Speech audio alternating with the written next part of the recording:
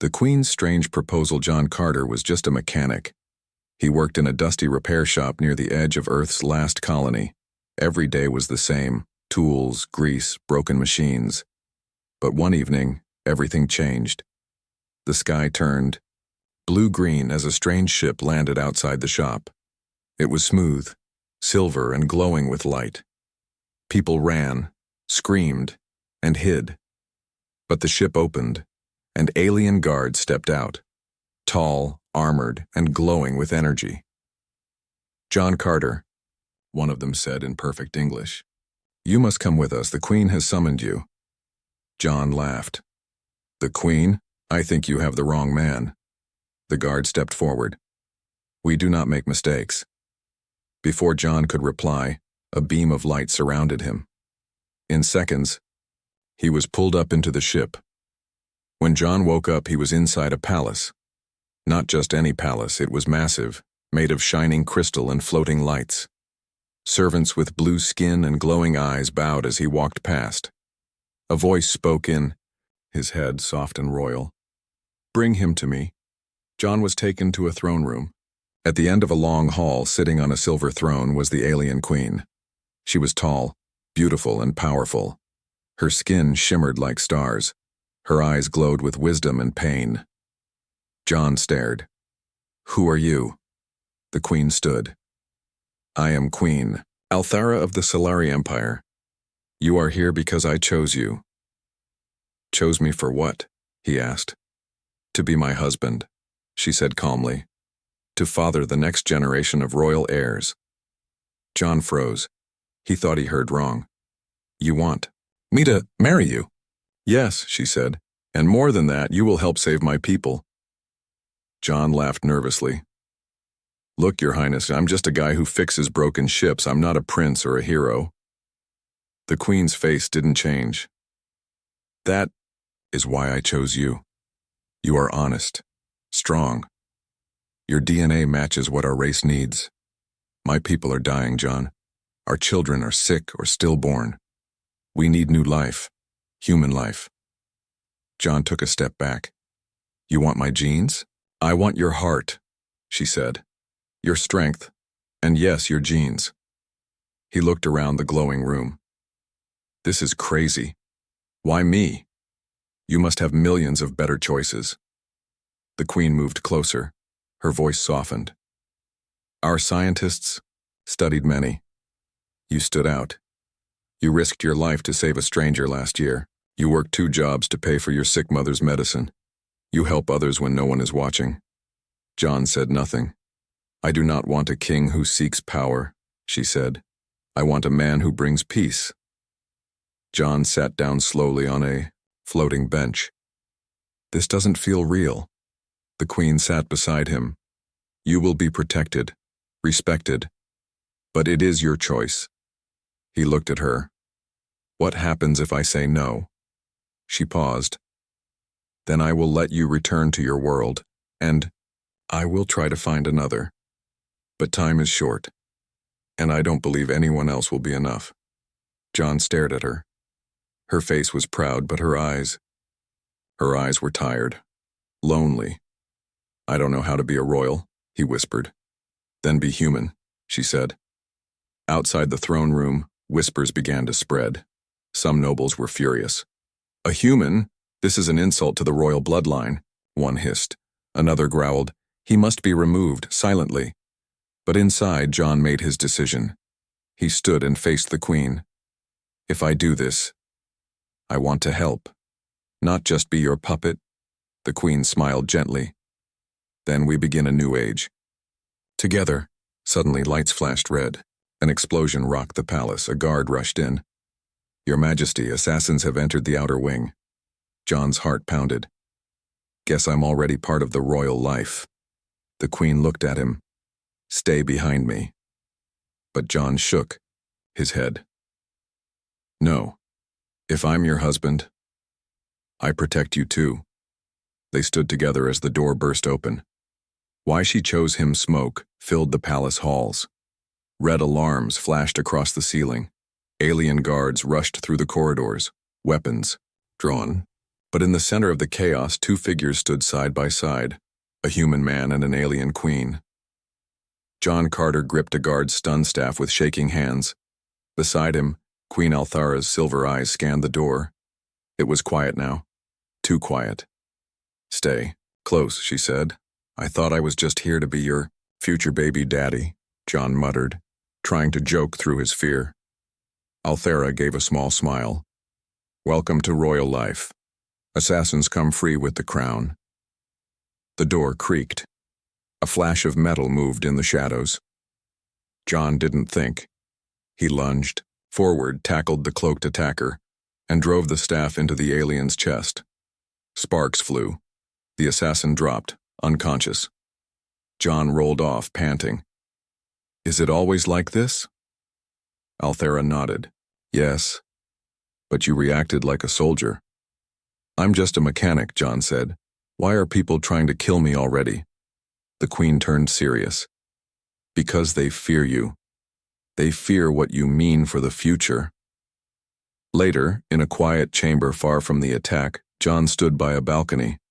The stars outside looked close enough to touch. "I'm still trying to understand," he said softly. "You have thousands of warriors, princes, scientists, and you picked me." Althara walked beside him, her long gown flowing behind her. "Do you remember what you did on Ares Station 3 years ago?" she asked. John frowned. "You mean the fire?" "Yes."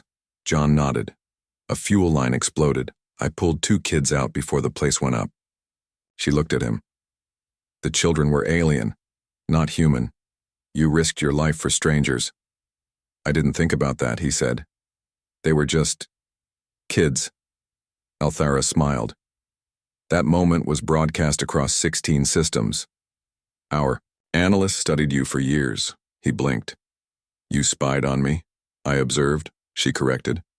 "You were the only candidate who didn't know he was being tested, and still passed every moral trial."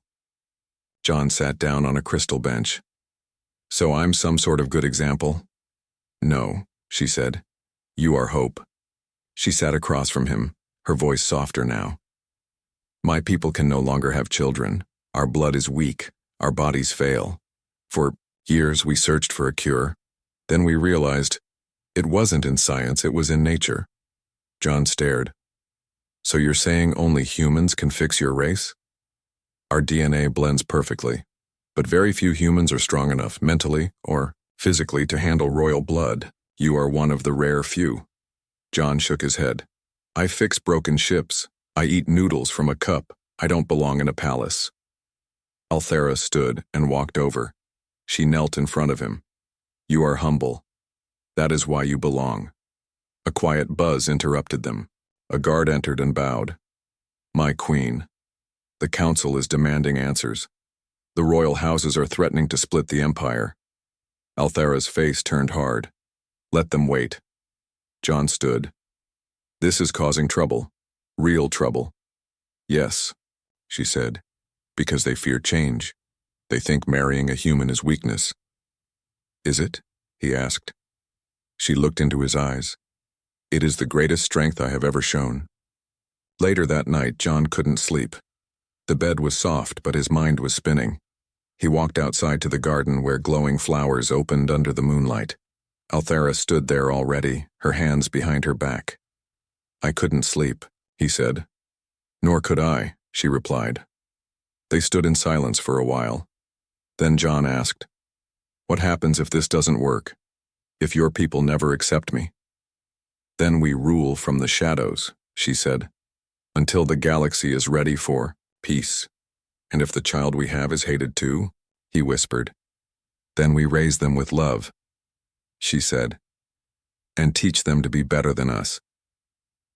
John nodded slowly. He was starting to understand. This wasn't just about marriage. It was about saving a dying world.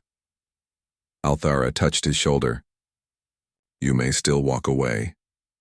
John looked at her. "Would that hurt your people?" She didn't answer. Her silence said everything. He took a deep breath. "Then I'm not walking away." She reached up and touched his cheek. "Then you have chosen to become legend. The royal wedding. The sky above the Solari Palace turned gold. 1,000 alien ships floated in the sky like silent watchers. All across the galaxy, people tuned in to see something no one ever believed could happen. An alien queen marrying a human man. Inside the palace, the air was heavy, not with joy, but with tension. John Carter stood in front of a tall mirror. He wore a ceremonial robe stitched with glowing silver threads. It felt too big for him, like he was playing dress-up in someone else's life. Behind him, a small alien attendant adjusted his collar. "Do not slouch, sir. The whole galaxy watches." John gave a weak smile. "No pressure, huh?" The doors opened. General Rovax entered, the Queen's battle commander and protector. "She is ready," Rovax said, his voice cold. "You are to walk the Hall of Stars, alone." "Alone?" John asked. "It is the test of courage," the general said. "No guards, no help. Only you, walking toward your fate." John raised an eyebrow. "Romantic." The general didn't laugh. "Also dangerous." As John stepped into the Hall of Stars, he understood why they called it that. The long corridor was lined with floating crystals, showing images from different planets. Nobles stood on both sides, tall aliens, in dark, robes many with cold eyes, some whispered, some scoffed. "A human? An insult. He will weaken our blood. This is madness." But John kept walking. Halfway down the hall, a sharp pain stung his neck. He flinched just as a blade shot past his ear and stuck into the wall. Guards rushed in, scanning the crowd, but no one moved. John touched his neck, just a scratch. But it was clear. Someone just tried to kill him. And still, he kept walking. In the grand hall, Queen Althara stood beneath the crownlight tree, an ancient glowing tree said to bless new beginnings. She wore a robe of stars, her face calm, but her hands clenched tightly behind her back. She had heard about the attempt. She waited to see if John would stop. But then the doors opened. He stepped through, his steps firm, his face pale but proud. He made it. Althara's heart lifted. The ceremony began. A high priest spoke in the old Solari tongue, then in English. "Today, two worlds unite, not by war, not by force, but by choice." The Queen held out her hand. John took it. The room fell silent. The priest asked, "Do you accept this bond, Queen Althara, ruler of the Solari Empire?" "I do," she said. Her voice rang like a bell. "And do you accept this bond, John Carter, son of Earth?" John looked into her eyes. "I do." The priest nodded. "Then by star and soil you are one." The tree behind them bloomed, its glowing petals filling the air. Applause broke out. Some clapped out of duty, others out of hope.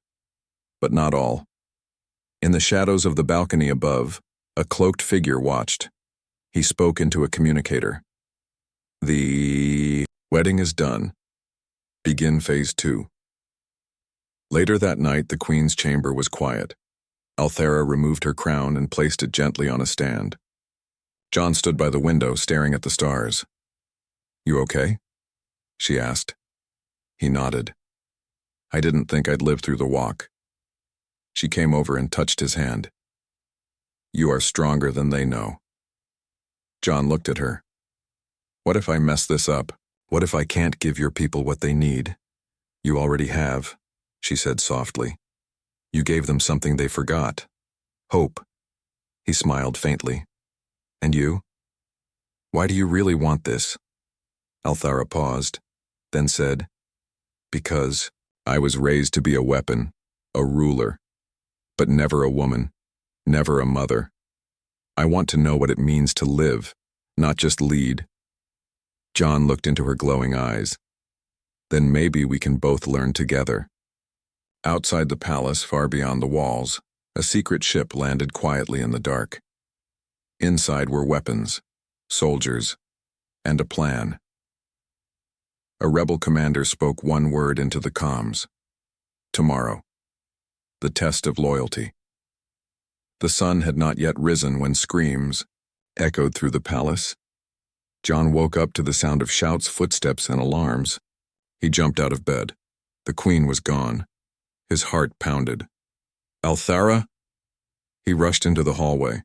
Guards were running in every direction. One of them spotted John and froze. You, come with me. John grabbed the guard by the shoulders. Where's the queen?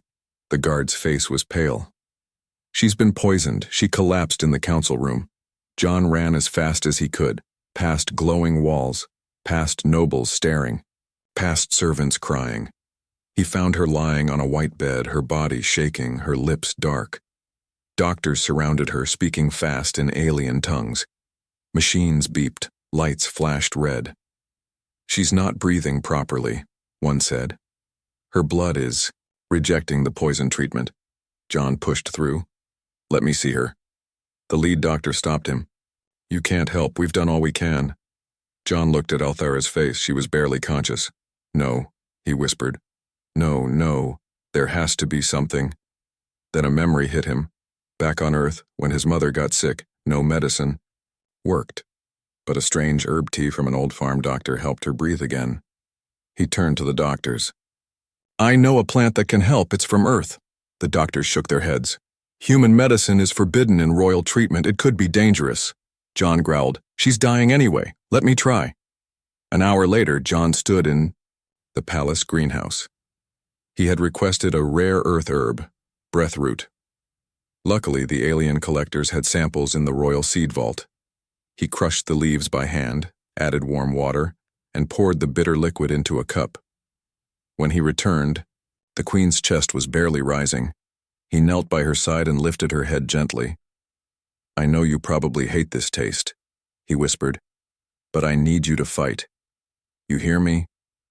I need you to come back. Slowly, he poured the drink into her mouth.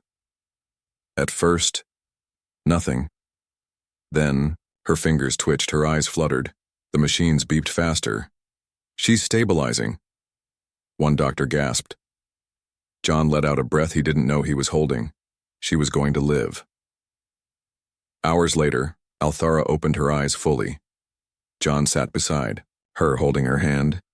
You came back, he whispered. She gave a faint smile. You never left. She looked at the doctors. He saved me? They nodded. She turned to him. What did you do? Old earth trick, he said. Nasty taste. Works every time. She chuckled weakly. Then I owe Earth my life. But not everyone was happy. That night in the shadows of the Grand Chamber, royal advisors met in secret.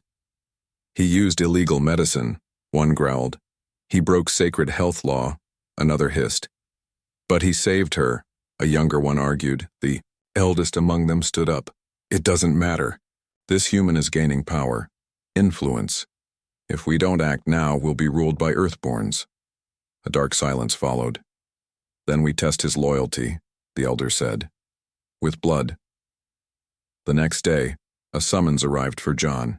He was to appear before the royal council. Althara tried to stop them, but the law was clear. Even the queen could not interfere. John stood before the 12 lords of Sealer, all in black robes. The elder stepped forward. John Carter, you broke royal law by using foreign medicine on the queen. John nodded. Yes, I did. You understand this could be seen as an attempt on her life? I saved her life, John said calmly. You defied tradition. John looked each of them in the eye. Then your tradition was killing her. Gasps filled the room. The elder snarled, You speak like a king. John stepped forward. No. I speak like a husband who refuses to let his wife die because of pride. The chamber was silent for a long time. Then one of the younger lords stood. Let the people decide. What? The elder snapped. If this human is to be our future, let him prove he belongs. Put his loyalty to a real test. Another lord agreed. A challenge. Old law. The queen's eyes widened. No, he has proven enough. But John raised his hand. I accept. Althara turned to him. You don't have to, He smiled. Yes, I do. Blood of the future John Carter stood alone in the circle of fire. The arena was ancient, cut from black stone, surrounded by high walls of alien steel. Thousands of Solari citizens filled the seats above, watching in silence. The council sat, high on golden thrones. The queen was forced to watch too, her hands shaking under her royal robe. John's chest rose and fell slowly. He wore no armor, just simple cloth and light boots. Across from him stood his challenger, a towering Solari noble warrior in golden armor, face hidden under a spiked helmet. The rule was simple. If John survived the trial, he would be fully accepted. If he failed, he would be exiled, or worse. Before the fight, Queen Althera had begged him. You don't need to do this, she whispered. You are already more loyal than any of them. John looked into her glowing silver eyes.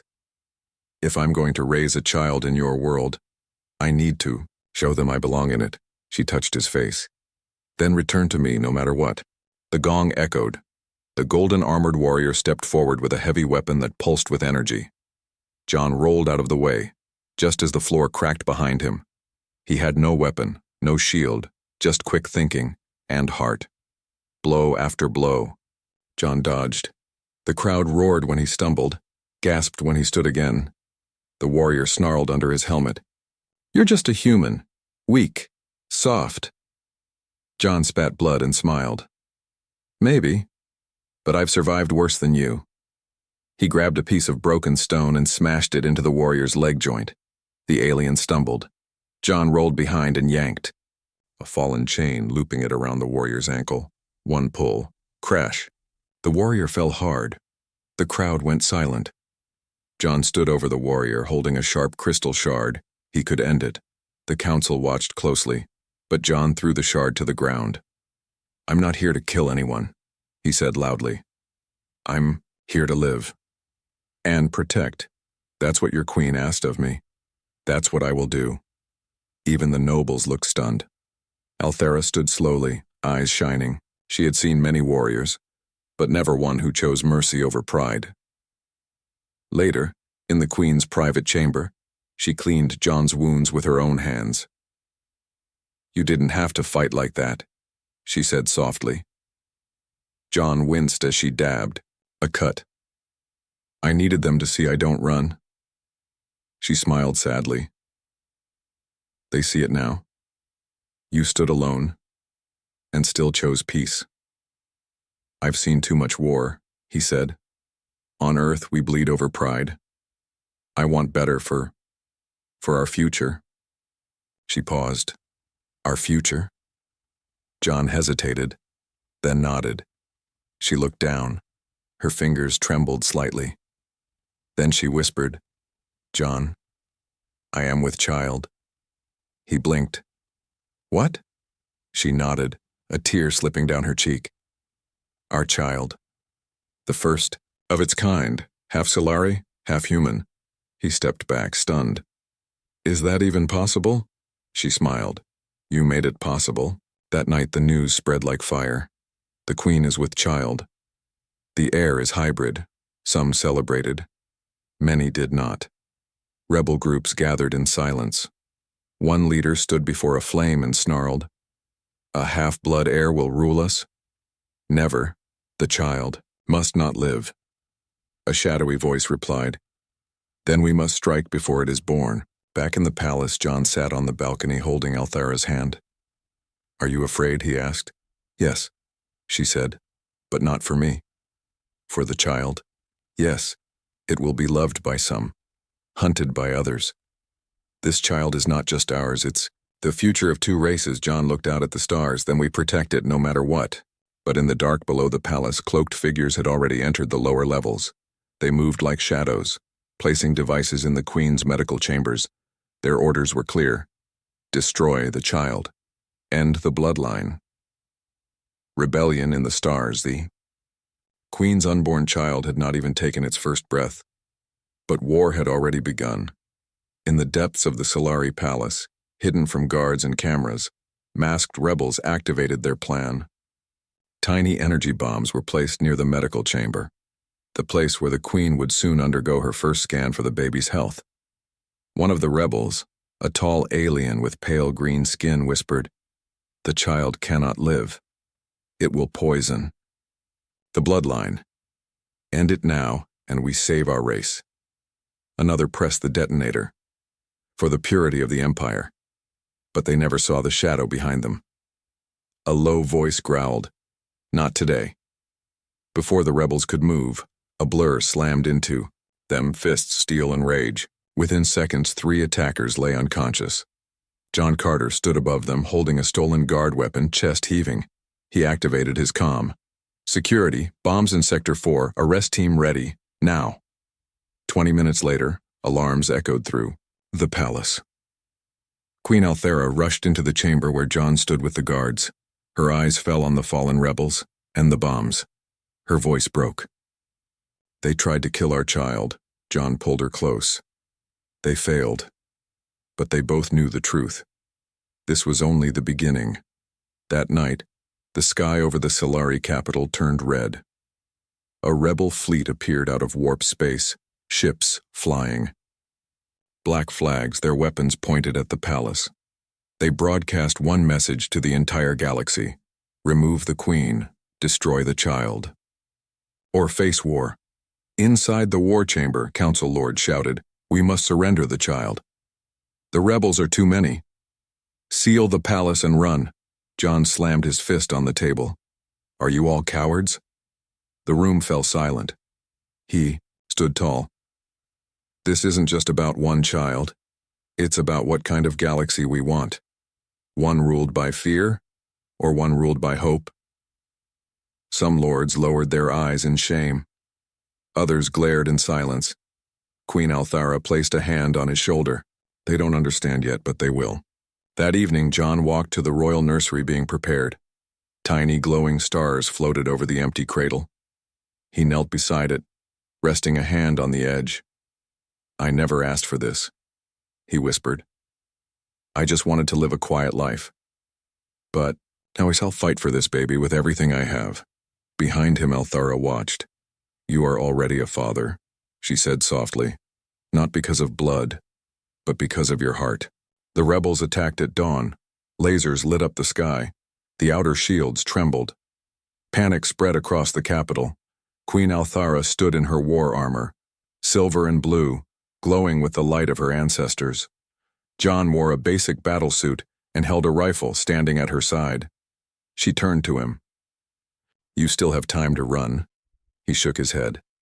"I don't run from family." She smiled. They kissed. Then the doors opened, and they marched to the front lines together. Outside the palace, rebels broke through the final gate. But what they didn't expect was what stood waiting.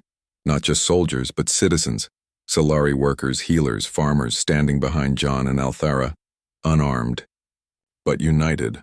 A young Solari girl held up a sign, "The child is our future." The rebels hesitated. For the first time, they saw something stronger than blood. Belief. Suddenly, one rebel general shouted, "Stand down." Others followed. Guns were lowered. Ships turned away. It didn't end in fire. It ended in choice. That night, Althara and John stood on the royal balcony. The queen placed his hand on her stomach. He felt a soft movement. "She's strong," Althara whispered. "She?" He smiled. "It's a girl?"